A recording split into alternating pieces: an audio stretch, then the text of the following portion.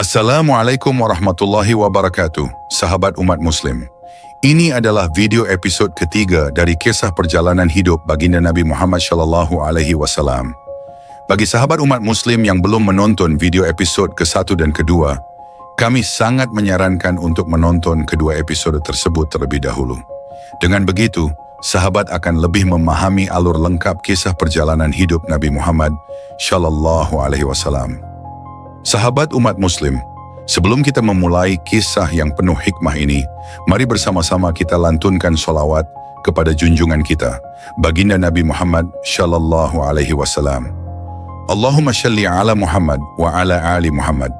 Kami mengajak Anda untuk menyaksikan video ini hingga akhir, agar setiap kisah yang disampaikan dapat dipahami dengan baik dan tidak terjadi kesalahpahaman. Jangan lupa untuk mendukung kami dengan memberikan like, subscribe, dan meninggalkan komentar jika ada hal yang perlu dikoreksi atau diluruskan. Bismillahirrahmanirrahim. Mari kita mulai kisahnya.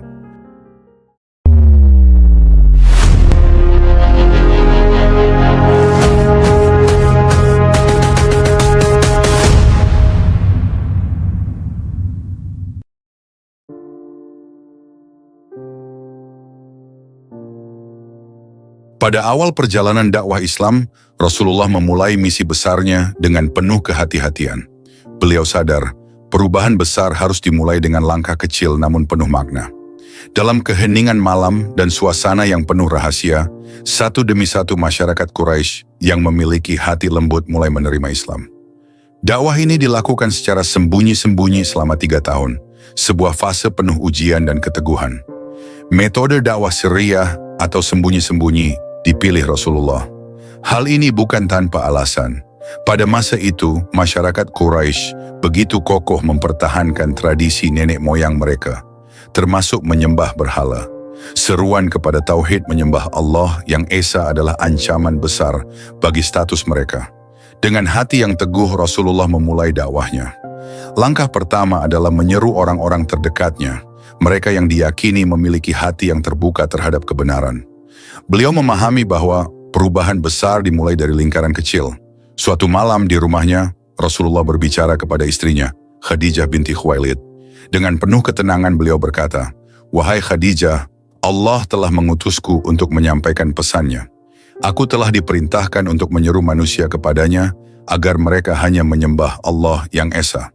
Mendengar kata-kata itu, Khadijah menatap suaminya dengan penuh cinta dan keyakinan. "Wahai suamiku, aku bersaksi bahwa engkau adalah utusan Allah. Aku percaya kepadamu dan aku akan selalu mendukungmu." Khadijah adalah orang pertama yang memeluk Islam. Dukungan dan cintanya menjadi pilar kekuatan bagi Rasulullah dalam menjalani misi yang penuh tantangan ini. Setelah Khadijah, orang berikutnya yang memeluk Islam adalah sepupunya, Ali bin Abi Thalib, yang saat itu masih berusia belia. Suatu hari Ali mendapati Rasulullah dan Khadijah sedang melaksanakan sholat. Dengan penuh rasa ingin tahu, ia bertanya, "Apa yang sedang kalian lakukan?" Rasulullah menjelaskan, "Wahai Ali, kami sedang beribadah menyembah Allah, Tuhan yang esa, dan meninggalkan penyembahan berhala. Aku diutus untuk membawa manusia menuju jalan yang benar." Ali terdiam sejenak, merenungkan kata-kata Rasulullah. Setelah semalam merenung, ia datang kembali keesokan harinya dan berkata, "Aku bersaksi bahwa tidak ada Tuhan selain Allah, dan engkau adalah utusannya." Budak beliau Zaid bin Haritsah juga menjadi salah satu orang pertama yang memeluk Islam. Dengan penuh keyakinan, Zaid berkata kepada Rasulullah, "Engkau telah memperlakukan aku dengan kasih sayang lebih dari siapapun. Jika Allah mengutusmu, maka aku akan mengikuti ajaranmu." Kemudian datang sahabat dekat Rasulullah, Abu Bakar As-Siddiq. Rasulullah berbicara kepadanya tentang Islam dengan penuh kelembutan dan hikmah. Tanpa ragu Abu Bakar berkata, "Demi Allah, aku percaya kepadamu, wahai Muhammad. Aku bersaksi bahwa engkau adalah utusan Allah." Abu Bakar tidak hanya menjadi pengikut, tetapi juga pendakwah yang gigih. Dengan kedudukannya yang terhormat di tengah masyarakat Quraisy, ia berhasil membawa beberapa tokoh penting ke dalam Islam. Dalam sebuah pertemuan, Abu Bakar berbicara kepada Utsman bin Affan, seorang pedagang kaya yang dihormati. "Wahai Utsman, apakah kau pernah merenungkan tentang keberadaan Allah yang menciptakan langit dan bumi? Tidakkah kau ingin mengenalnya lebih dekat? Utsman yang terpesona oleh cara bicara Abu Bakar menjawab, ajarkan aku tentang apa yang engkau yakini. Setelah mendengar penjelasan Abu Bakar, Utsman pun memeluk Islam.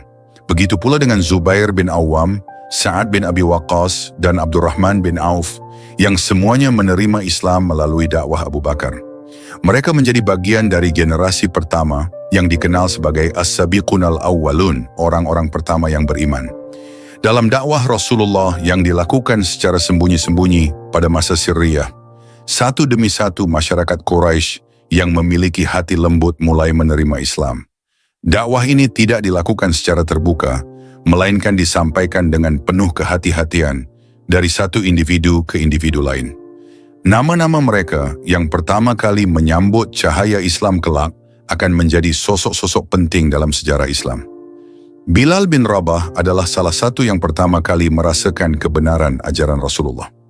Budak dari seorang majikan yang keras, Bilal sering diperlakukan tidak manusiawi. Suatu hari setelah mendengar tentang Islam melalui percakapan rahasia di rumah Arqam bin Abi Arqam, Bilal mendekati Rasulullah dengan penuh harap. Wahai Muhammad, suaranya pelan namun penuh keyakinan. Aku ingin membebaskan diriku dari rantai-rantai ini, dan aku yakin bahwa hanya Allah yang dapat melakukannya. Rasulullah tersenyum lembut, mengulurkan tangan penuh kasih, dan berkata, wahai Bilal, sesungguhnya Allah Maha Pengasih, lagi Maha Penyayang. Tiada berhala atau manusia yang dapat menentukan nasibmu, melainkan Allah saja. Dengan penuh keyakinan, Bilal mengucapkan syahadat, aku bersaksi bahwa tiada Tuhan selain Allah, dan aku bersaksi bahwa engkau adalah utusan Allah. Tangis kebahagiaan memenuhi ruangan itu. Namun ujian bagi Bilal segera datang. Ketika berita tentang keislamannya sampai ke majikannya Umayyah bin Khalaf. Padang pasir Mekah membara di bawah terik matahari siang. Udara panas menusuk kulit, dan pasir berubah menjadi perapian yang menyengat telapak kaki. Di tengah kondisi itu, Bilal bin Rabah tergeletak. Tubuhnya yang kurus dan penuh luka tertelungkup di atas pasir. Para algojo Quraisy dengan tawa penuh kebencian mengelilinginya sambil mempersiapkan siksaan berikutnya. Umayyah bin Khalaf, majikannya, berdiri dengan senyum sinis. Ia menyuruh para algojonya memakaikan baju besi pada tubuh Bilal, membiarkannya terbakar di bawah matahari yang ganas. Cambuk-cambuk mereka menghujani punggung Bilal, meninggalkan garis-garis merah yang semakin memerah oleh panas. Namun, di tengah segala penderitaan itu, hanya satu kata yang keluar dari bibir Bilal. Ahad, Ahad, Allah Maha Esa. Pujilah Lata dan Uzza, Bilal. Teriak Umayyah dengan suara menggema. Bilal dengan napas yang tersengal dan tubuh lemah, mengangkat wajahnya. Matanya penuh dengan keyakinan. Lidahku tidak bisa mengucapkan kebohongan. Allah adalah Tuhanku, ujarnya tegas. Seketika, cambuk kembali menghantam tubuhnya. Namun alih-alih mengeluh, suara Bilal semakin lantang. Ahad, Ahad. Umayyah tidak puas. Ia memerintahkan algojonya menyeret Bilal dengan tali yang kasar yang diikatkan di lehernya. Anak-anak dan orang-orang tak berperasaan menarik tali itu, menyeret Bilal melewati jalanan Absah. Bilal terseret di atas batu dan pasir, tubuhnya terluka, darah mengalir membasahi jalanan. Namun, bibirnya tetap melantunkan zikir, Ahad, Ahad. Mengapa kau terus mengatakan itu, Bilal? Lihatlah dirimu. Apakah Allah yang kau sebut-sebut itu tidak datang menyelamatkanmu? Ejek Umayyah dengan nada mengejek. Bilal mengangkat pandangan matanya yang penuh luka. Dengan suara parau, ia menjawab, dia melihatku, dia mendengarku, aku bersabar karena dia. Dan engkau Umayyah akan melihat balasannya. Ucapan Bilal itu hanya membuat kemarahan Umayyah memuncak. Ia memerintahkan batu besar yang panas dijemur di bawah matahari, kemudian diletakkan di atas dada Bilal. Pujilah Lata dan Uzza atau aku akan membunuhmu, ancam Umayyah. Namun Bilal hanya tersenyum kecil, meskipun napasnya semakin lemah. Ahad, Ahad, katanya dengan lembut, seolah rasa sakitnya tidak berarti apa-apa dibandingkan dengan cintanya kepada Allah. Sementara itu, di sudut lain Mekah, kabar tentang siksaan yang dialami Bilal sampai ke telinga Abu Bakar Ash-Shiddiq. Tanpa ragu, Abu Bakar segera menemui Umayyah untuk berbicara. "Umayyah," kata Abu Bakar dengan nada tegas, "jual Bilal kepadaku. Aku akan membayarmu dengan harga berapapun yang kau minta." Umayyah tertawa mengejek. "Bilal? Budak hitam itu? Apa yang kau inginkan darinya, Abu Bakar? Dia hanya beban. Namun jika kau benar-benar menginginkannya, bayar aku 9 uqiyah emas." Abu Bakar tanpa berpikir panjang menyerahkan uang yang diminta. Namun Umayyah kembali mengejek. "Seharusnya kau menawar 1 uqiyah, Abu Bakar. Aku tidak ragu menjualnya bahkan dengan harga itu." Abu Bakar menatap Umayyah dengan tenang. "Dan aku akan membayar 100 uqiyah sekalipun, Umayyah, untuk menyelamatkan jiwa yang mencintai Allah." Setelah transaksi selesai, Abu Bakar bergegas menemui Bilal. Tubuh sahabatnya itu masih lemah, terluka, dan penuh bekas cambukan. Abu Bakar menunduk, memandangnya dengan penuh kasih. "Wahai Bilal, sekarang kau bebas. Tidak ada lagi rantai yang mengikatmu." Bilal dengan suara yang masih lemah berkata, "Segala puji bagi Allah yang telah mengirimkanmu untuk menyelamatkanku, wahai Abu Bakar." Ketika Abu Bakar memberitahukan kepada Rasulullah bahwa ia telah membeli dan memerdekakan Bilal, Rasulullah tersenyum penuh kebahagiaan. "Engkau benar-benar asy-Siddiq, wahai Abu Bakar. Kalau begitu, biarkan aku bersekutu denganmu dalam membayar kemerdekaannya." Namun Abu Bakar menjawab dengan penuh ketulusan, "Wahai Rasulullah, aku telah memerdekakannya untuk Allah. Tidak ada yang lebih mulia daripada itu." Rasulullah menatap Bilal dengan penuh kasih. Beliau berkata, "Bilal, sabarmu akan menjadi cahaya bagi umat ini. Suaramu yang selalu mengucapkan ahad akan menjadi panggilan yang mengingatkan mereka kepada Allah." Setelah merdeka, Bilal tidak pernah melupakan perjuangannya. Ia menjadi salah satu sahabat terdekat Rasulullah dan mengumandangkan azan pertama dalam Islam. Suaranya menggema di Madinah, menggetarkan hati siapa saja yang mendengarnya. Kisah Bilal bin Rabah adalah bukti nyata bahwa iman yang kokoh tidak bisa dikalahkan oleh siksaan, hinaan, atau ancaman. Allah memuliakan mereka yang bersabar seperti firman-Nya, "Sesungguhnya Allah beserta orang-orang yang sabar." Al-Baqarah ayat 153. Bilal dengan segala penderitaan dan ketabahannya menjadi simbol keteguhan iman dan pengorbanan di jalan Allah. Kisahnya akan selalu menjadi inspirasi bagi setiap muslim untuk mempertahankan keimanan, apapun rintangan yang menghadang. Dari sini kita akan menjelaskan secara singkat tentang nama-nama sahabat Nabi Muhammad yang pertama kali memeluk Islam. Mereka adalah orang-orang yang mendapat hidayah di awal perjuangan Islam. Sebuah masa yang penuh dengan cobaan dan tantangan. Insya Allah, pada video-video terpisah, kami akan menghadirkan kisah-kisah sahabat Nabi secara eksklusif. Kisah-kisah penuh pelajaran dan hikmah ini akan mengungkap bagaimana mereka dengan keteguhan hati dan keimanan yang kokoh mendukung perjuangan Rasulullah dalam menyebarkan Islam. Abu Ubaidah bin Jarrah, sang penyayang. Abu Ubaidah bin Jarrah adalah seorang Quraisy yang dikenal karena kelembutannya. Saat mendengar pesan Rasulullah, ia langsung merasakan bahwa Islam adalah kebenaran. Dengan penuh keyakinan, ia mengucapkan syahadat di hadapan Rasulullah. "Ya Rasulullah," katanya, "aku menyerahkan diriku kepada Allah dan risalah yang engkau bawa. Bimbinglah aku agar dapat berjalan di jalan yang lurus." Abu Ubaidah kemudian menjadi salah satu sahabat terpercaya Rasulullah dan dikenal sebagai salah satu dari 10 sahabat yang dijamin masuk surga. Abu Salamah bin Abdul Asad, pelindung dakwah. Abu Salamah seorang pemimpin yang dihormati di suku Quraisy, juga termasuk dalam generasi awal yang memeluk Islam. Saat bertemu Rasulullah, ia tersentuh oleh kejujuran dan kebijaksanaan beliau. "Ya Muhammad," ujarnya dengan suara rendah, "apa yang engkau sampaikan adalah kebenaran. Aku ingin menjadi bagian dari agama ini." Abu Salamah kemudian menjadi pelindung dakwah Islam di masa-masa awal, memberikan dukungan kepada Rasulullah di tengah tekanan Quraisy. Arqam bin Abi Arqam, tuan rumah dakwah. Arqam bin Abi Arqam adalah seorang pemuda Quraisy yang membuka pintu rumahnya untuk dijadikan tempat dakwah. Di rumah inilah Rasulullah mengajarkan Islam kepada para pengikutnya. "Ya Rasulullah," kata Arqam, "rumahku adalah rumahmu. Gunakanlah tempat ini untuk menyampaikan risalah Allah." Rumah Arqam menjadi pusat dakwah yang penuh keberkahan, di mana banyak sahabat belajar tentang ajaran Islam secara sembunyi-sembunyi.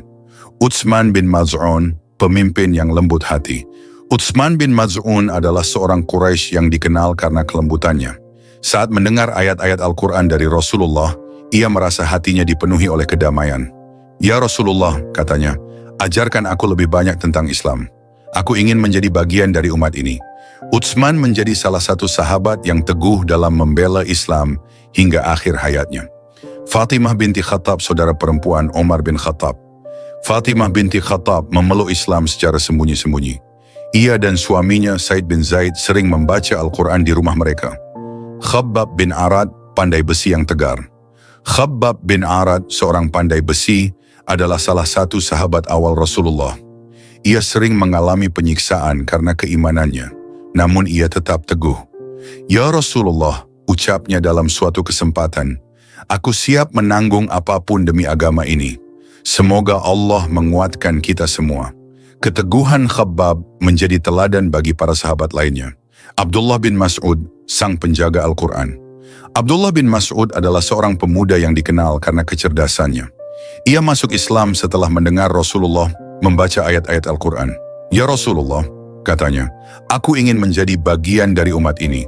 Izinkan aku belajar lebih banyak tentang kitab Allah." Abdullah kemudian menjadi salah satu sahabat yang paling memahami Al-Quran. Rumah Arqam bin Abi Arqam menjadi pusat dakwah yang penuh keberkahan. Di sanalah Rasulullah mengajarkan wahyu yang diturunkan oleh Allah, membimbing para sahabat, dan menanamkan nilai-nilai keimanan yang mendalam. Suatu malam ketika semua berkumpul, Rasulullah membaca firman Allah yang baru saja diturunkan, "Dan bertasbihlah seraya memuji Tuhanmu pada waktu petang dan pagi." Al-Quran Surah Al-Mu'min ayat 55, ayat itu menggema di hati para sahabat. Mereka mendengarkannya dengan penuh khidmat, seakan-akan surga dan neraka terhampar di depan mata mereka.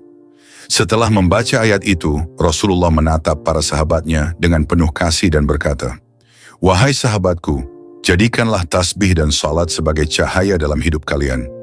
Allah mencintai mereka yang menjaga hubungan dengannya." Fatimah binti Khattab, saudara perempuan Umar bin Khattab, mendengarkan ayat-ayat itu dengan air mata mengalir di pipinya. "Ya Allah," bisiknya dalam hati, "Engkau Maha Pengasih. Hati ini merindukan surgamu dan takut akan nerakamu." Setiap ayat yang diturunkan Allah menjadi pelembut hati dan penguat iman. Wahyu-wahyu ini juga mengajarkan persaudaraan, tolong-menolong, dan kesetiaan dalam menghadapi ujian. Pada masa itu, salat yang dilakukan adalah 2 rakaat di pagi dan petang.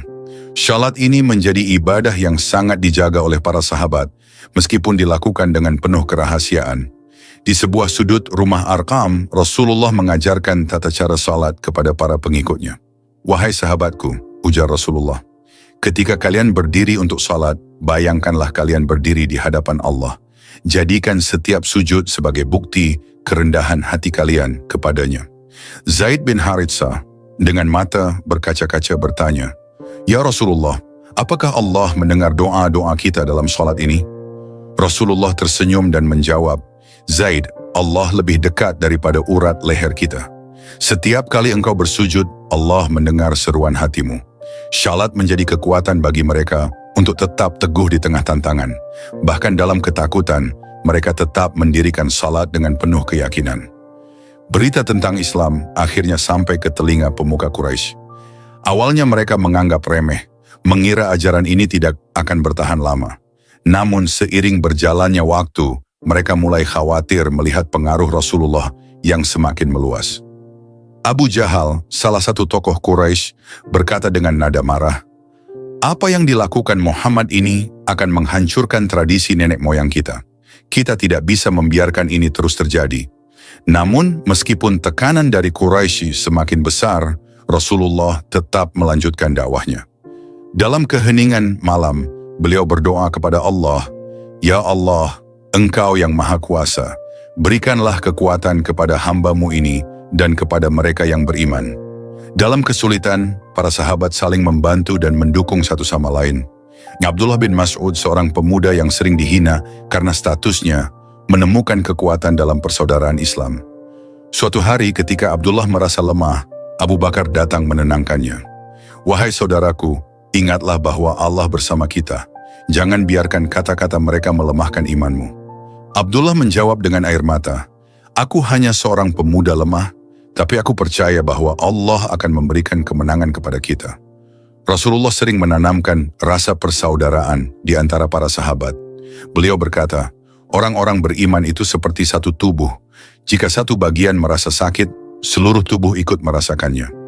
Dakwah Rasulullah selama fase Syria adalah bukti kebijaksanaan dan kesabaran beliau dalam menyampaikan risalah Allah. Meskipun dilakukan secara sembunyi-sembunyi, ajaran Islam menyentuh hati banyak orang, mengubah mereka menjadi pribadi-pribadi yang kokoh dalam keimanan. Firman Allah dalam Al-Quran Surah An-Nur ayat 35, menggambarkan cahaya Islam yang mulai menyinari hati umat manusia. Allah pemberi cahaya kepada langit dan bumi. Perumpamaan cahayanya seperti sebuah lubang yang tidak tembus, yang di dalamnya ada pelita besar. Al-Quran Surah An-Nur ayat 35. Cahaya Islam yang dimulai dari rumah Arqam bin Abi Arqam terus menyebar, membawa harapan dan kebangkitan di tengah kegelapan. Dakwah ini adalah langkah awal menuju perubahan besar bagi umat manusia.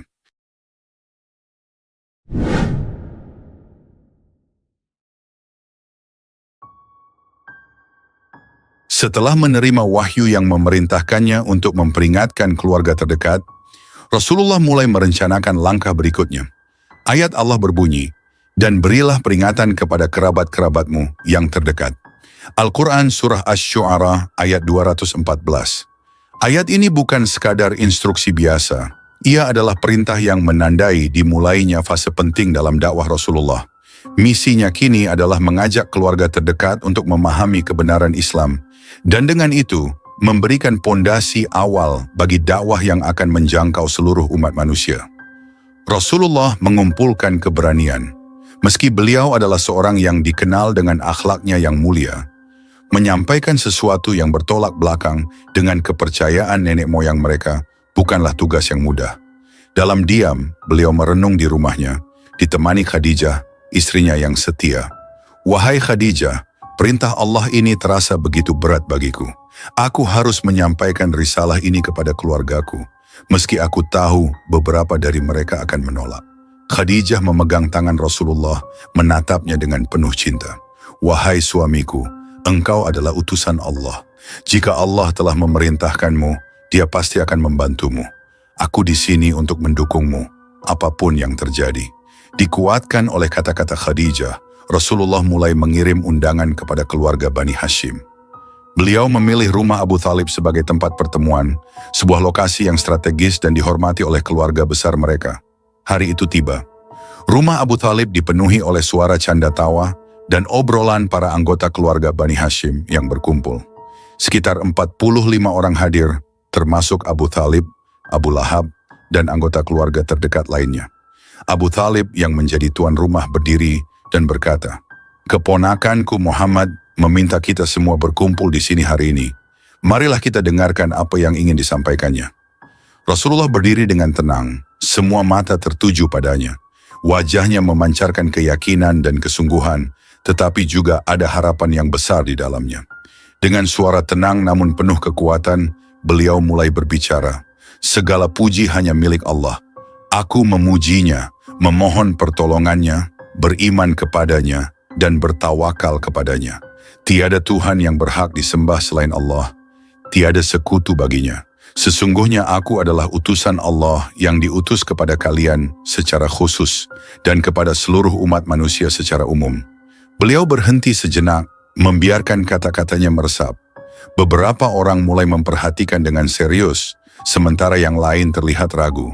"Demi Allah," lanjut Rasulullah, "kalian akan mati sebagaimana kalian tidur, dan kalian akan dibangkitkan sebagaimana kalian bangun dari tidur. Perbuatan kalian akan diperhitungkan. Di sana ada surga dengan kenikmatan abadi, atau neraka dengan siksaan abadi. Aku datang untuk memperingatkan kalian agar kalian menyembah Allah, yang esa, meninggalkan penyembahan berhala, dan mengikuti jalan yang lurus." Ruangan yang tadinya riuh menjadi hening. Semua orang memproses kata-kata Rasulullah dengan caranya masing-masing. Abu Thalib adalah yang pertama angkat bicara. Kami senang menolongmu, wahai keponakanku. Kami menerima nasihatmu dan membenarkan ucapanmu. Mereka yang hadir di sini adalah keluargamu. Aku adalah orang yang pertama akan melindungimu dan mencegah siapapun yang berniat jahat terhadapmu. Namun aku belum siap meninggalkan agama nenek moyang kita, Abdul Muttalib. Rasulullah mengangguk perlahan. Kata-kata Abu Thalib memberikan sedikit kelegaan, meskipun beliau tahu bahwa perlindungan tanpa iman tidak cukup untuk menyelamatkan pamannya di akhirat kelak. Namun tidak semua reaksi penuh dukungan. Abu Lahab, paman Rasulullah yang dikenal keras kepala, berdiri dengan wajah marah. Celaka engkau Muhammad, untuk inikah engkau mengumpulkan kami? Apakah engkau ingin mengubah kepercayaan yang telah diwariskan oleh nenek moyang kita? Hentikan ini sebelum engkau membuat lebih banyak masalah. Abu Thalib menatap Abu Lahab dengan tajam. Demi Allah, aku tetap akan melindunginya, katanya dengan tegas. Dari sini Rasulullah mengetahui pembelaan Abu Thalib kepadanya, meskipun dia sendiri tidak bersedia memeluk agama Islam. Lalu Rasulullah menatap Abu Lahab dengan penuh ketenangan, meski hatinya perih mendengar kata-kata pamannya sendiri. Di sisi lain, beberapa anggota keluarga tampak termenung. Mereka tidak langsung menolak, tetapi juga tidak menunjukkan dukungan. Sementara itu, beberapa yang lain, seperti Ali bin Abi Thalib yang masih belia, memperlihatkan keyakinan yang kuat. Setelah peringatan kepada keluarga terdekat, Rasulullah diperintahkan untuk menyampaikan dakwah kepada masyarakat umum. Turunlah wahyu, maka sampaikanlah olehmu secara terang-terangan segala apa yang diperintahkan kepadamu dan berpalinglah dari orang-orang yang musyrik. Al-Quran Surah Al-Hijr ayat 94. Rasulullah memilih Bukit Syafa sebagai tempat untuk menyampaikan seruannya. Beliau memanggil masyarakat Quraisy dengan lantang, "Wahai Bani Fir, wahai Bani Adi." Mendengar panggilan itu, orang-orang segera berkumpul. Beberapa di antaranya mengirim utusan untuk mencari tahu apa yang sedang terjadi. Dalam kerumunan itu hadir pula Abu Lahab, berdiri di bagian depan dengan pandangan penuh kecurigaan. Ketika semua mata tertuju padanya, Rasulullah bersabda, "Bagaimana pendapat kalian jika aku memberitahu bahwa ada sekelompok pasukan berkuda di balik gunung ini yang siap menyerang kalian? Apakah kalian akan mempercayai ucapanku?" Kerumunan itu serentak menjawab, "Tentu saja, kami mengenalmu sebagai Al-Amin, orang yang paling jujur di antara kami." Dengan suara penuh keyakinan, Rasulullah melanjutkan, "Sesungguhnya aku adalah pemberi peringatan untuk kalian sebelum datang azab yang sangat pedih. Tinggalkanlah penyembahan berhala dan sembahlah Allah yang Maha Esa." Namun sebelum suasana merenung sempat melingkupi, Abu Lahab berteriak dengan kasar, "Celakalah engkau selama-lamanya Muhammad. Untuk inikah engkau mengumpulkan kami?" Kata-kata Abu Lahab membuat kerumunan itu gaduh. Beberapa orang tampak mendukungnya, sementara yang lain memilih diam. Di tengah situasi ini, turunlah firman Allah. Binasalah kedua tangan Abu Lahab dan benar-benar binasa dia. Al-Quran Surah Al-Lahab ayat 1. Di saat seruan Rasulullah terhadap kerabatnya menjadi bahan pembicaraan, setelah turunnya wahyu Allah Ta'ala untuk mempertegas misi dakwah Rasulullah kepada seluruh masyarakat, ayat tersebut adalah, "Maka sampaikanlah olehmu secara terang-terangan segala apa yang diperintahkan kepadamu, dan berpalinglah dari orang-orang yang musyrik." Al-Quran Surah Al-Hijr ayat 94. Maka Rasulullah semakin mempertegas misi dakwahnya kepada seluruh masyarakat Mekah waktu itu. Beliau sampaikan segala borok kesyirikan, hakikat berhala-berhala yang disembah, dan nilainya yang rendah. Beliau jelaskan bahwa siapa yang menyembahnya sebagai perantara antara dirinya dengan Allah Ta'ala adalah kesesatan yang nyata. Mendengar hal tersebut, meledaklah kemarahan masyarakat Arab. Seruan tauhid yang dibawa Rasulullah dan pernyataan sesat atas apa yang selama ini mereka perbuat terhadap berhala mereka, jelas membuat mereka terperangah penuh penolakan. Tak ubahnya bagai kilat yang menyambar, kemudian melahirkan guntur dan getaran hebat di tengah-tengah mereka. Sikap mereka tersebut menunjukkan bahwa mereka memahami apa yang ada di balik misi keimanan yang dibawa Rasulullah, yaitu menggugurkan semua bentuk penuhanan dan penyembahan yang selama ini telah mereka percaya. Keimanan kepada Rasul dan hari akhir berarti ketundukan mereka secara mutlak terhadap ketetapan dan ajaran yang dibawa oleh Rasulullah. Tidak ada pilihan lain di hadapan mereka. Itu berarti pupusnya kekuasaan dan kesombongan yang selama ini mereka nikmati. Hilang juga kesempatan untuk melakukan berbagai bentuk kerendahan moral dan kezaliman yang selama ini dengan bebas mereka lakukan. Dakwah terang-terangan Rasulullah membuat masyarakat Quraisy terpecah.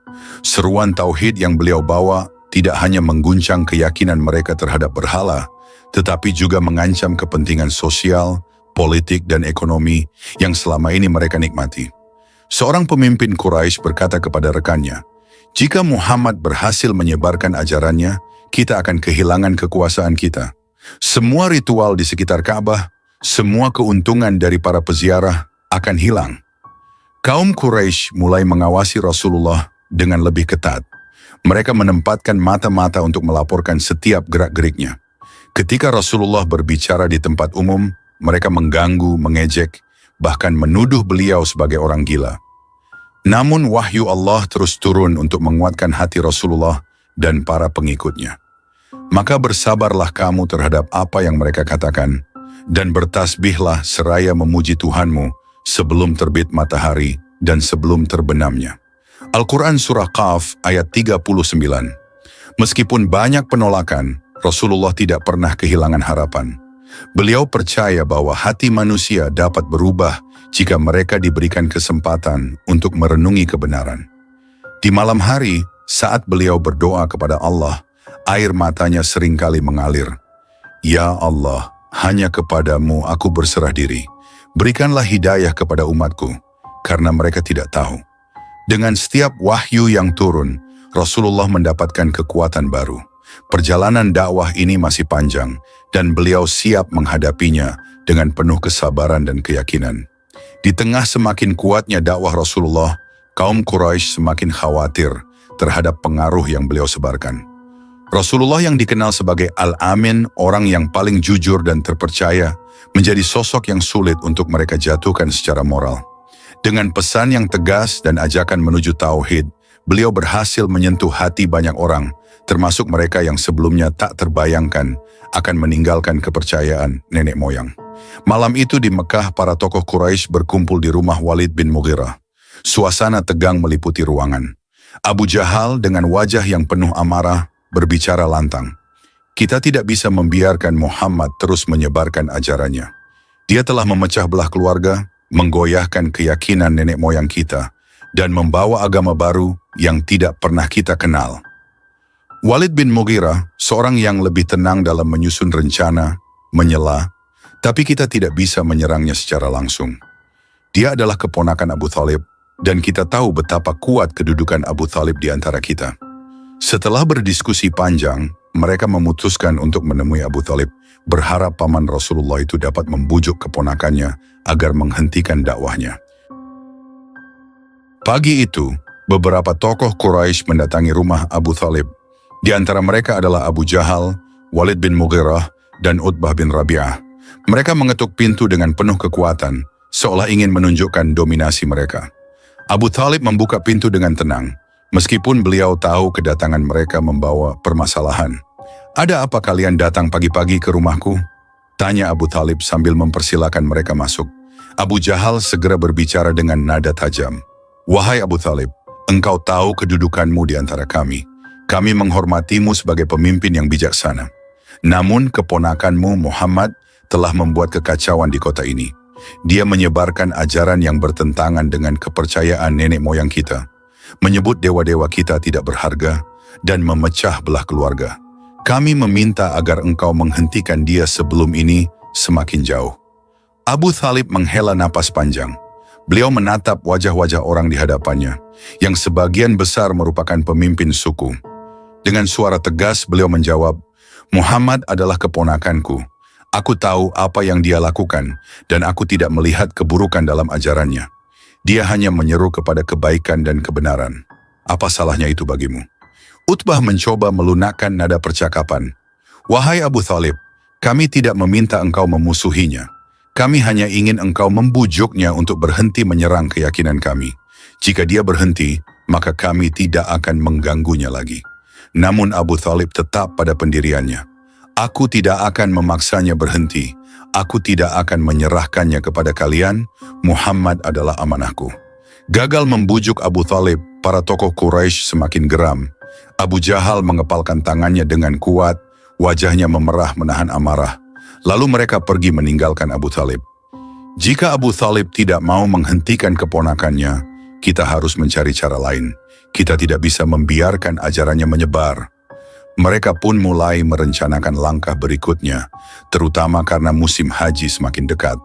Mereka tahu ribuan orang dari berbagai penjuru Arab akan datang ke Mekah, dan mereka khawatir Rasulullah akan memanfaatkan momen ini untuk menyebarkan dakwahnya. Kaum Quraisy berkumpul kembali di rumah Walid bin Mughirah untuk menyusun strategi. Di ruangan itu suasana dipenuhi ketegangan dan kegelisahan. Kita harus menghentikan Muhammad sebelum dia berbicara kepada para jamaah haji, ujar Abu Sufyan. Walid mengangguk. Tapi bagaimana kita bisa membuat orang-orang menjauhinya? Kita tidak bisa menyerang langsung, karena itu akan membuat kita terlihat buruk di mata suku-suku lain. Abu Jahal berkata dengan nada penuh keyakinan, kita harus menciptakan citra buruk tentang Muhammad. Kita beri dia gelar yang membuat orang takut mendekatinya. Sebagai dukun, usul salah satu dari mereka. Walid menggeleng. Tidak, Muhammad tidak menunjukkan tanda-tanda seorang dukun. Kata-katanya jelas dan tidak penuh teka-teki seperti dukun. Bagaimana jika kita menyebutnya gila? Walid menolak lagi. Tidak ada tanda-tanda kegilaan pada dirinya. Dia adalah pria yang cerdas dan berbicara dengan penuh logika. Setelah berdebat panjang, mereka akhirnya sepakat untuk menyebut Rasulullah sebagai tukang sihir. Walid meskipun awalnya ragu, akhirnya setuju. Kita katakan bahwa Muhammad adalah tukang sihir yang memecah belah keluarga dan masyarakat. Dia memisahkan anak dari orang tua, saudara dari saudaranya, suami dari istrinya, kata Walid dengan nada serius. Ketika musim haji tiba, kaum Quraisy menjalankan rencana mereka. Mereka menempatkan orang-orang di setiap pintu masuk Mekah. Setiap jamaah haji yang datang diperingatkan agar tidak mendengarkan Rasulullah. Waspadalah terhadap Muhammad, dia adalah tukang sihir yang bisa memecah belah keluarga kalian. Seru salah satu penjaga di pintu masuk kota. Namun meskipun mereka berusaha keras, mereka tidak bisa sepenuhnya menghentikan penyebaran dakwah Rasulullah. Banyak jamaah yang penasaran dan mendatangi beliau untuk mendengar langsung apa yang beliau serukan. Sejak Rasulullah mulai menyampaikan dakwahnya secara terang-terangan, gelombang kebencian dari kaum Quraisy datang bertubi-tubi. Mereka yang sebelumnya menghormati dan menyebut beliau sebagai Al-Amin, orang yang terpercaya, kini melontarkan hinaan, ejekan, dan tuduhan keji. Mereka tidak bisa menerima pesan tauhid yang disampaikan Rasulullah karena bertentangan dengan kepercayaan mereka yang telah diwariskan turun-temurun. Kaum Quraisy berusaha mencemarkan nama Rasulullah dengan segala cara. Salah satu tuduhan yang mereka lontarkan adalah bahwa beliau gila. Firman Allah mencatat ucapan mereka. Mereka berkata, "Hai orang yang diturunkan Al-Quran kepadanya, sesungguhnya kamu benar-benar orang yang gila." Al-Quran Surah Al-Hijr ayat 6. Abu Jahal, salah seorang tokoh Quraisy yang paling gigih memusuhi Rasulullah, seringkali berdiri di pasar-pasar dan tempat berkumpulnya masyarakat untuk menyebarkan fitnah. Suatu hari ia berteriak di depan kerumunan orang, "Lihatlah Muhammad itu. Dia hanya seorang yang tergila-gila pada ajarannya sendiri. Jangan dengarkan dia, atau kalian akan terpengaruh." Mendengar tuduhan ini, para sahabat Rasulullah merasa geram. Ammar bin Yasir berkata, "Wahai Rasulullah, izinkan kami membalas mereka. Mereka telah menghina engkau tanpa rasa hormat sedikit pun." Namun Rasulullah menenangkan para sahabatnya. Dengan senyum lembut, beliau berkata, "Biarkanlah mereka, wahai Ammar. Jangan balas keburukan dengan keburukan. Sesungguhnya Allah Maha mengetahui segala ucapan mereka."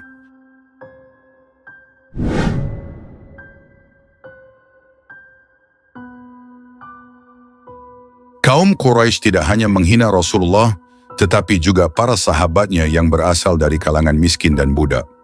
Suatu hari Rasulullah duduk bersama Bilal bin Rabah, Suhaib bin Sinan, dan Abdullah bin Mas'ud di salah satu sudut Masjidil Haram. Mereka berbicara dengan penuh semangat tentang ajaran Islam dan keindahan ayat-ayat Al-Quran. Dari kejauhan, beberapa pemuka Quraisy memperhatikan mereka dengan pandangan sinis. Salah seorang dari mereka, Uqbah bin Abi Mu'id, mencibir, orang-orang seperti ini yang katanya dipilih oleh Allah, mereka hanyalah budak dan orang miskin. Jika benar Muhammad adalah utusan Tuhan, mengapa yang mengikuti dia bukan orang-orang seperti kita? Abu Jahal yang tengah berdiri bersama teman-temannya, mencibir, orang-orang seperti inikah yang kalian katakan mendapat rahmat Allah? Lihatlah, mereka hanya budak dan orang miskin. Jika Allah ingin mengangkat seorang nabi, mengapa tidak dari kalangan kita yang kaya dan terpandang? Rasulullah mendengar ucapan mereka, namun beliau tetap tenang. Senyum lembutnya tak pudar, meski hatinya pedih mendengar penghinaan terhadap sahabat-sahabatnya yang setia. Beliau berseru kepada mereka dengan suara yang penuh kelembutan. Sesungguhnya Allah tidak memandang harta dan kedudukan kalian. Allah hanya memandang hati dan amal perbuatan kalian. Para sahabat tersenyum mendengar kata-kata Rasulullah. Meskipun hinaan itu menyakitkan, mereka merasa bahwa keberadaan Rasulullah adalah pelipur hati mereka. Namun kaum Quraisy tidak berhenti. Setiap kali kaum muslimin berjalan di jalanan Mekah, mereka diejek, dicemooh, dan ditertawakan. Allah menggambarkan perilaku mereka dalam firman-Nya. Sesungguhnya orang-orang yang berdosa, mereka dahulu menertawakan orang-orang yang beriman. Dan apabila orang-orang beriman berlalu di hadapan mereka, mereka saling mengedip-ngedipkan matanya, saling mengejek. Al-Quran Surah Al-Mutaffifin ayat 29-30. Bilal bin Rabah yang mendengar ucapan itu menundukkan kepala. Namun Rasulullah meletakkan tangan lembutnya di bahu Bilal dan berkata, "Wahai Bilal, janganlah bersedih. Sesungguhnya kemuliaan itu ada di sisi Allah, bukan di sisi manusia. Mereka mengejek karena mereka tidak tahu apa-apa." Kata-kata Rasulullah menguatkan hati para sahabatnya. Mereka tahu, meskipun dunia menghina mereka, Allah telah memberikan kehormatan yang jauh lebih besar dengan menjadikan mereka bagian dari umat Islam yang pertama. Hinaan kaum Quraisy semakin hari semakin menyakitkan.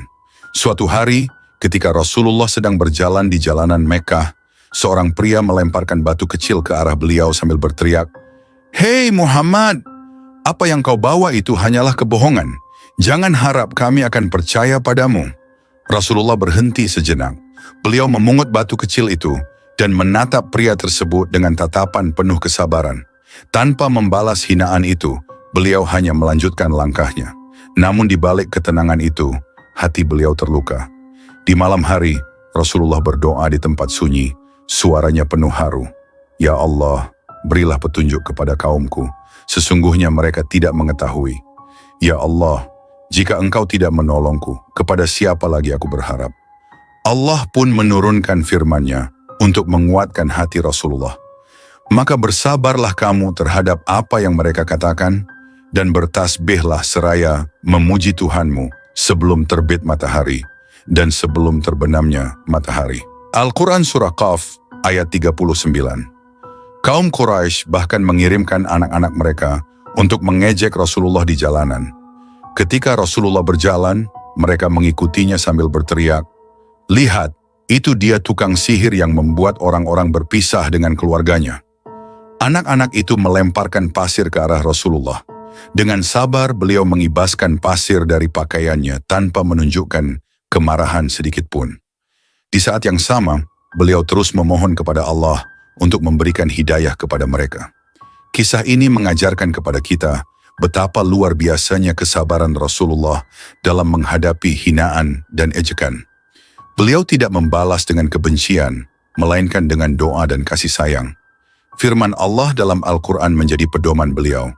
Dan hamba-hamba Tuhan yang maha penyayang itu ialah orang-orang yang berjalan di atas bumi dengan rendah hati. Dan apabila orang-orang jahil menyapa mereka, mereka mengucapkan kata-kata yang baik. Al-Quran Surah Al-Furqan ayat 63.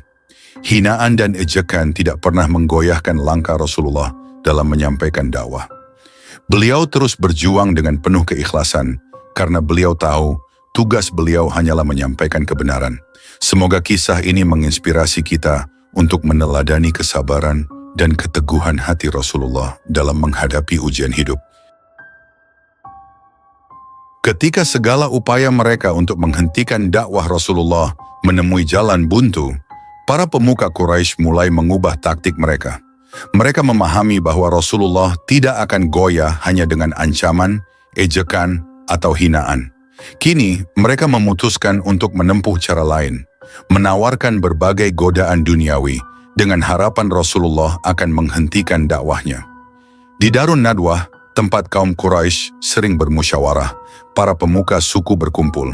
Di antaranya ada Abu Lahab, Abu Jahal, Walid bin Mughirah, dan Utbah bin Rabi'ah. Wajah mereka tampak tegang, menandakan bahwa persoalan yang mereka hadapi sangatlah genting. Apalagi yang bisa kita lakukan untuk menghentikan Muhammad? Ancaman dan hinaan tidak membuatnya berhenti. Bahkan semakin banyak orang yang tertarik dengan ajarannya, ujar Abu Jahal dengan suara penuh amarah. Utbah bin Rabi'ah yang dikenal licik namun pandai berbicara, memberikan usul. Kita harus menggunakan pendekatan lain. Muhammad adalah manusia biasa. Dia pasti punya ambisi dan kebutuhan duniawi. Bagaimana kalau kita tawarkan kekayaan, kehormatan, dan kekuasaan? Siapa tahu dia akan tergoda dan berhenti berdakwah. Semua yang hadir mengangguk setuju. Usul itu tampak menjanjikan bagi mereka. Dengan segera mereka memutuskan untuk mengutus Utbah bin Rabi'ah menemui Rasulullah dan menyampaikan tawaran tersebut. Pada suatu pagi yang cerah, Utbah bin Rabi'ah mendatangi Rasulullah, yang saat itu sedang duduk di dekat Ka'bah, menghabiskan waktu merenungi kebesaran Allah. Utbah melangkah mendekat dengan sikap penuh percaya diri. Setelah memberi salam dengan nada sinis, ia duduk di hadapan Rasulullah. "Wahai Muhammad, aku datang membawa tawaran dari kaum Quraisy," ujar Utbah sambil menatap Rasulullah dengan pandangan menyelidik. Rasulullah menatapnya dengan tenang dan penuh wibawa. "Katakanlah, wahai Utbah, aku mendengarkan." Dengan nada merayu, Utbah mulai berbicara. "Muhammad, kami tahu kau adalah orang yang berbudi pekerti tinggi, namun ajaran yang kau bawa telah memecah belah kami. Oleh karena itu, kami menawarkan sesuatu yang akan menguntungkanmu dan kami semua. Jika yang kau inginkan adalah kekayaan, kami akan mengumpulkan harta hingga kau menjadi orang terkaya di Mekah. Jika kau menginginkan kehormatan, kami akan menjadikanmu pemimpin kami. Dan tidak ada keputusan yang akan diambil tanpa persetujuanmu. Jika kau menginginkan kekuasaan, kami bahkan siap menjadikanmu raja di atas kami." Rasulullah tetap diam, menunggu Utbah selesai berbicara. Melihat bahwa tawarannya tidak mendapatkan respons, Utbah melanjutkan, "Dan jika kau merasa diganggu oleh sesuatu, atau berpikir bahwa yang kau alami adalah gangguan jin, kami akan menyediakan tabib terbaik untuk mengobatimu." Setelah Utbah selesai berbicara, suasana menjadi hening. Rasulullah menatap Utbah dengan mata penuh kasih sayang dan keteguhan. Beliau berkata, "Apakah engkau sudah selesai, wahai Utbah?" Utbah mengangguk. "Ya, aku telah selesai." Rasulullah menatap Utbah dengan penuh ketegasan. Dengan suara lembut namun tegas, beliau berkata, "Aku tidak menginginkan harta, kekuasaan, atau kehormatan dunia. Yang kuinginkan hanyalah agar kalian menyembah Allah yang Maha Esa dan meninggalkan berhala-berhala kalian." Utbah kemudian mencoba tawaran lain yang lebih mengejutkan. "Bagaimana jika kita beribadah kepada Tuhanmu selama 1 tahun, dan kau beribadah kepada Tuhan-Tuhan kami di tahun berikutnya?" Rasulullah tersenyum tipis. Beliau tahu tawaran ini hanyalah upaya untuk melemahkan dakwah tauhid. Pada saat itu, Allah menurunkan firman-Nya dalam surah Al-Kafirun. "Katakanlah, hai orang-orang kafir, aku tidak akan menyembah apa yang kamu sembah, dan kamu bukan penyembah Tuhan yang aku sembah. Dan aku tidak pernah menjadi penyembah apa yang kamu sembah, dan kamu tidak pula menjadi penyembah Tuhan yang aku sembah. Untukmulah agamamu, dan untukkulah agamaku." Al-Quran Surah Al-Kafirun ayat 1-6. Ayat itu adalah jawaban tegas dari Rasulullah. Tidak ada kompromi dalam urusan tauhid. Dengan suara yang tenang namun penuh kekuatan, Rasulullah mulai membaca firman Allah. Hamim, diturunkan dari Tuhan yang Maha Pemurah lagi Maha Penyayang. Kitab yang dijelaskan ayat-ayatnya, yakni bacaan dalam bahasa Arab untuk kaum yang mengetahui. Yang membawa berita gembira dan membawa peringatan, tetapi kebanyakan mereka berpaling daripadanya, maka mereka tidak mau mendengarkan. Al-Quran Surah Fussilat ayat 1-4. Setiap ayat yang dibacakan Rasulullah terasa menusuk hati Utbah. Wajahnya yang penuh kesombongan perlahan berubah. Matanya menunjukkan keraguan dan ketakutan. Rasulullah melanjutkan pembacaan ayat-ayat tersebut hingga ayat yang berbunyi, "Jika mereka berpaling, maka katakanlah, aku telah memperingatkan kamu dengan petir, seperti petir yang menimpa kaum 'Ad dan Samud." Al-Quran Surah Fussilat ayat 13. Utbah tidak mampu lagi menahan rasa takut yang menyelimuti hatinya. Dengan wajah pucat, ia berdiri tanpa berkata sepatah kata pun dan berjalan meninggalkan Rasulullah. Tawaran dari kaum Quraisy yang menggiurkan itu tidak membuat Rasulullah goyah sedikit pun. Beliau tahu bahwa dakwah ini bukan untuk mencari keuntungan duniawi, melainkan untuk menyampaikan kebenaran dari Allah Subhanahu wa Ta'ala. Allah berfirman, "Dan janganlah kamu sekali-kali dipalingkan oleh orang-orang kafir dari menyampaikan ayat-ayat Allah, sesudah ayat-ayat itu diturunkan kepadamu. Serulah manusia kepada agama Tuhanmu, dan janganlah sekali-kali kamu termasuk orang-orang yang mempersekutukan Tuhan." Al-Quran Surah Al-Qasas ayat 87. Kisah ini mengajarkan kepada kita tentang keteguhan hati Rasulullah dalam menghadapi berbagai godaan. Beliau tidak pernah tergoda oleh kekayaan, kehormatan atau kekuasaan karena tujuan hidup beliau adalah menyampaikan kebenaran yang berasal dari Allah Subhanahu wa Ta'ala. Sebagai umatnya, kita juga diajarkan untuk tetap teguh memegang prinsip kebenaran meskipun dunia menawarkan berbagai godaan. Rasulullah adalah teladan sempurna dalam menjaga integritas dan keimanan. Upaya kaum Quraisy untuk menghentikan dakwah Rasulullah mengajarkan kita tentang pentingnya kesabaran, keteguhan, dan keimanan yang kuat. Rasulullah tidak pernah mundur meskipun dihina, dicaci, dan ditawarkan kompromi yang menggoyahkan.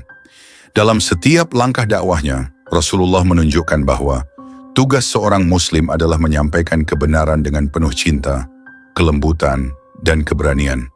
Semoga kisah ini menjadi inspirasi bagi kita semua untuk tetap teguh di jalan Allah, meskipun menghadapi rintangan dan tantangan yang besar. Wallahu a'lam bishawab.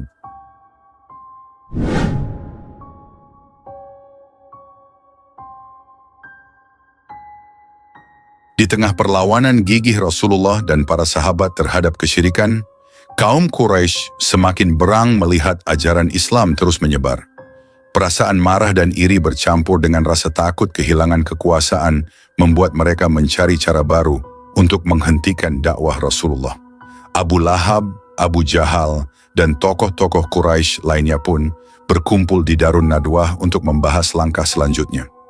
Di Darun Nadwah, tempat berkumpulnya para pemuka Quraisy, suasana tegang memenuhi ruangan. Abu Jahal berdiri dengan wajah memerah, matanya membara dengan amarah. "Kita sudah cukup sabar," teriaknya. Muhammad dan ajarannya telah melampaui batas. Dia tidak hanya menghina dewa-dewa kita, tapi juga memecah belah keluarga kita. Jika kita tidak menghentikannya sekarang, dia akan menghancurkan semua yang kita warisi dari nenek moyang kita. Abu Lahab yang duduk dengan sikap angkuh menambahkan, "Tapi kita tidak bisa sembarangan menyerang Muhammad." Abu Thalib melindunginya. "Jika kita menyakiti Muhammad secara terang-terangan, kita akan menghadapi permusuhan dari Bani Hashim." Suasana menjadi semakin tegang. Pemimpin lain, Walid bin Mughirah, mengangkat tangannya meminta perhatian. Dengan nada dingin dan penuh perhitungan, ia berkata, "Kita tidak perlu menyerang Muhammad langsung. Sasaran kita adalah pengikutnya. Orang-orang lemah itu lebih mudah ditaklukkan. Ketika mereka meninggalkannya, Muhammad akan kehilangan kekuatannya." Usulan itu diterima dengan suara bulat. Dalam musyawarah tersebut, disepakati berbagai bentuk penyiksaan yang akan mereka lakukan kepada para pengikut Rasulullah, terutama mereka yang berasal dari kalangan budak dan orang miskin. Meskipun Abu Thalib melindungi Rasulullah, kebencian Quraisy terhadap beliau tak pernah surut. Mereka terus mencari cara untuk menyakitinya. Suatu hari Rasulullah sedang melaksanakan salat di dekat Ka'bah. Abu Jahal dan sekelompok Quraisy duduk tidak jauh darinya, memperhatikan dengan penuh ejekan. "Lihat Muhammad itu!" ejek Abu Jahal sambil menunjuk ke arah Rasulullah. "Dia sujud seperti orang bodoh. Ayo, kita beri pelajaran." Salah seorang di antara mereka segera bangkit. Dengan tawa mengejek, Ia mengambil isi perut unta yang baru disembelih lengkap dengan darah dan kotoran, lalu melemparkannya ke punggung Rasulullah yang sedang sujud. Tawa mereka bergema di sekitar Ka'bah, penuh dengan penghinaan. Rasulullah tetap sujud, tidak bangkit meskipun tubuh beliau terasa berat. Beliau terus menghadap Allah, meminta kekuatan. Di kejauhan, Fatimah binti Muhammad yang saat itu masih kecil menyaksikan kejadian tersebut. Dengan air mata bercucuran, ia berlari mendekati ayahnya. "Ayah!" serunya sambil menyingkirkan kotoran dari punggung Rasulullah dengan tangan kecilnya. "Mengapa mereka begitu kejam? Mengapa mereka menyakitimu seperti ini?" Rasulullah bangkit perlahan. Wajahnya yang mulia dipenuhi kesabaran, meskipun rasa sakit masih terasa. Beliau menatap putrinya dengan penuh kasih sayang dan berkata, "Jangan menangis, wahai putriku. Allah bersama kita. Dia melihat segalanya dan dia tidak akan meninggalkan kita." Dengan penuh cinta, Rasulullah memeluk Fatimah, menghapus air matanya. Jika Rasulullah mendapat siksaan secara tidak langsung, lain halnya dengan para sahabat yang tidak memiliki perlindungan. Kaum Quraisy dengan kejam melampiaskan amarah mereka kepada sahabat-sahabat Rasulullah, terutama dari kalangan lemah. Ammar bin Yasir dan keluarganya, di bawah terik matahari Mekah, keluarga Yasir, yaitu Ammar, ayahnya Yasir, dan ibunya Sumayyah, diseret ke padang pasir. Abu Jahal memimpin siksaan ini dengan penuh kebencian. "Wahai Yasir, tinggalkan Muhammad. Kembalilah kepada Lata dan Uzza, maka kami akan membebaskanmu," teriak Abu Jahal dengan suara menggelegar. Yasir dengan tubuh lemah namun jiwa yang kokoh menjawab, "Aku tidak akan pernah meninggalkan Allah dan Rasulnya." Abu Jahal tertawa sinis. Ia memberi isyarat kepada para algojo untuk melanjutkan siksaan. Tubuh Yasir dipukuli dengan cambuk hingga luka-luka, tetapi Yasir tetap bertahan. Sumayyah istri Yasir menghadapi nasib yang lebih tragis. Ketika ia dengan lantang menolak berhala-berhala Quraisy, Abu Jahal yang penuh amarah datang dan menusuk kemaluan Sumayyah dengan tombak. Sumayyah pun gugur sebagai syuhada, menjadi wanita pertama yang syahid dalam Islam. Ammar yang menyaksikan orang tuanya disiksa hingga meninggal, tidak mampu menahan air mata. Di tengah penderitaan itu, Rasulullah melewati mereka dan berkata, "Bersabarlah, wahai keluarga Yasir. Janji Allah untuk kalian adalah surga." Mus'ab yang sebelumnya hidup dalam kemewahan, kehilangan segalanya setelah memeluk Islam. Ibunya yang tidak setuju dengan pilihannya, mengusirnya dari rumah. "Kau bukan lagi anakku, Mus'ab. Tinggalkan rumah ini, dan jangan pernah kembali," teriak ibunya dengan marah. Mus'ab hanya menjawab dengan tenang, "Wahai ibu, aku lebih memilih Allah dan Rasulnya daripada segala kemewahan dunia ini." Dengan hati yang terluka, Mus'ab meninggalkan rumah tanpa membawa apa-apa. Ia hidup dalam kemiskinan, tetapi hatinya dipenuhi cahaya iman. Allah tidak membiarkan pengorbanan Rasulullah dan para sahabat tanpa balasan. Dalam surah An-Nahl, Allah berfirman, "Barang siapa yang kafir kepada Allah sesudah dia beriman, dia mendapat kemurkaan Allah, kecuali orang yang dipaksa kafir, padahal hatinya tetap tenang dalam beriman, dia tidak berdosa." Al-Quran Surah An-Nahl ayat 106. Ayat ini menjadi pelipur lara bagi para sahabat yang terpaksa mengucapkan kata-kata kufur di bawah siksaan. Mereka tahu bahwa Allah mengetahui isi hati mereka dan menerima keimanan mereka yang tetap kokoh. Penindasan dan penyiksaan yang dialami Rasulullah dan para sahabat adalah bukti nyata betapa gigihnya mereka mempertahankan keimanan. Kisah ini mengajarkan kita untuk tetap teguh dalam menghadapi ujian, mengutamakan Allah di atas segalanya, dan tidak pernah menyerah dalam menegakkan kebenaran. Semoga kisah ini menginspirasi kita semua untuk tetap berjuang di jalan Allah dengan penuh kesabaran dan keikhlasan. Wallahu a'lam bishawab. Sahabat umat muslim yang dirahmati Allah, di episode ketiga ini, kita akhiri sampai di sini perjalanan kisah penuh hikmah dan perjuangan Rasulullah serta para sahabatnya yang mulia. Insya Allah, di episode keempat nanti, kita akan mengisahkan momen-momen penuh kebanggaan, yaitu masuk Islamnya dua singa Allah, Hamzah bin Abdul Muthalib dan Umar bin Khattab. Jangan sampai ketinggalan setiap episodenya, agar alur kisah ini dapat dipahami dengan utuh tanpa terpotong-potong. Semoga para penonton setia umat muslim senantiasa dilimpahi keberkahan, kesehatan, dan rezeki yang melimpah oleh Allah Subhanahu wa Ta'ala. Mari terus belajar dari kisah-kisah penuh pelajaran ini, memperkuat iman dan menjadikannya teladan dalam kehidupan sehari-hari. Akhir kata, kami ucapkan terima kasih atas perhatian dan dukungan Anda semua. Wassalamualaikum warahmatullahi wabarakatuh.